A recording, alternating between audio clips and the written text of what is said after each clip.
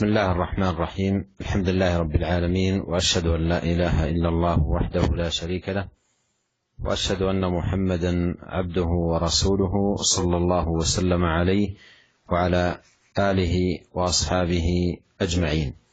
أما بعد، أيها الإخوة المستمعون الكرام، لا نزال في باب فضل الزهد في الدنيا، وقد وصلنا إلى الحديث 14 في هذا الباب، وهو حديث أبي هريرة رضي الله عنه أن النبي صلى الله عليه وسلم قال: الدنيا سجن المؤمن وجنة الكافر، رواه مسلم. هذا الحديث فيه أيها الإخوة المستمعون الكرام هوان الدنيا على الله سبحانه وتعالى، هوان الدنيا على الله سبحانه وتعالى.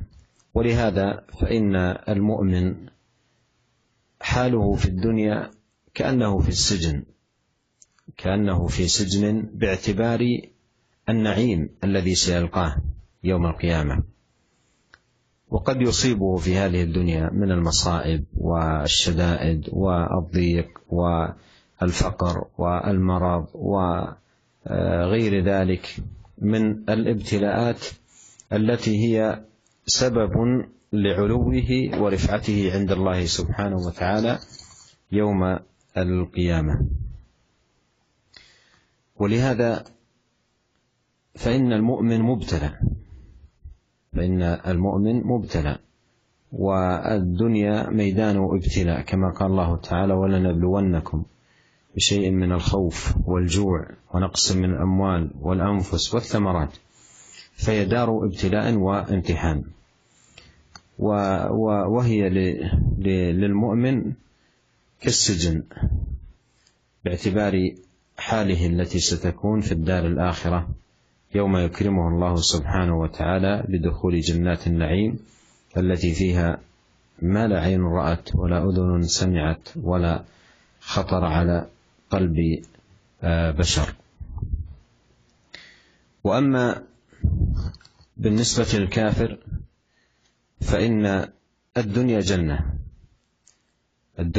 جنة، وذلك باعتبار ما سيكون إليه ويؤول إليه أمره يوم القيامة، يوم يكون في النار ويوم يصلى عذاب النار، فإنها بالنسبة إليه تكون جنة باعتبار ما سيؤول إليه.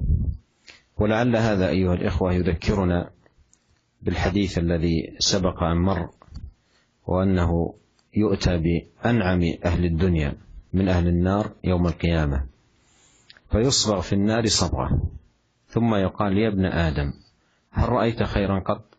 هل مر بك نعيم قط؟ فيقول: لا والله يا رب.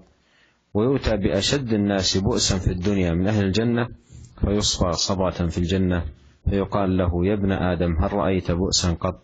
هل مر بك شدة قط؟ فيقول: لا والله ما مر بي بؤس قط ولا رأيت شدة قط. فهذا الحديث يوضح هذا الحديث الذي معنا، وهو قوله عليه الصلاة والسلام: الدنيا سجن المؤمن وجنة الكافر. Bismillahirrahmanirrahim. Alhamdulillah, segala puji dan syukur kita panjatkan kehadirat Allah Subhanahu wa taala. Salawat dan salam semoga senantiasa tercurahkan kepada junjungan kita, suri teladan kita, Nabi Muhammad sallallahu alaihi wasallam, dan juga istri-istri beliau serta kerabat beliau dan seluruh sahabat beliau tanpa terkecuali.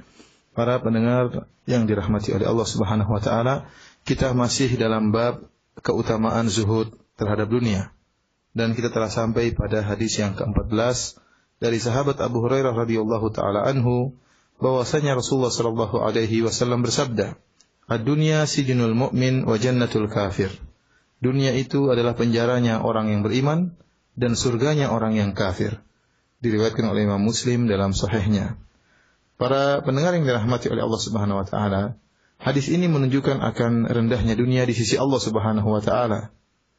Oleh karenanya, seorang mukmin kondisinya di dunia seakan-akan dia berada di penjara. Kenapa? Jika ditinjau dari kenikmatan-kenikmatan yang akan dia raih, yang akan dia dapatkan tatkala dia masuk surga. Oleh karenanya jika dia hidup di dunia ini, meskipun dia merasakan kenikmatan, akan tetapi ya kenikmatan tersebut terkontaminasi dengan perkara-perkara yang menyedihkannya, berupa cobaan, ujian, seperti kesedihan, sakit, kemiskinan, ketakutan, ya. Dan kita tahu bahwasanya ujian-ujian ini akan mengangkat derajat mukmin tersebut tatkala di hari kiamat kelak.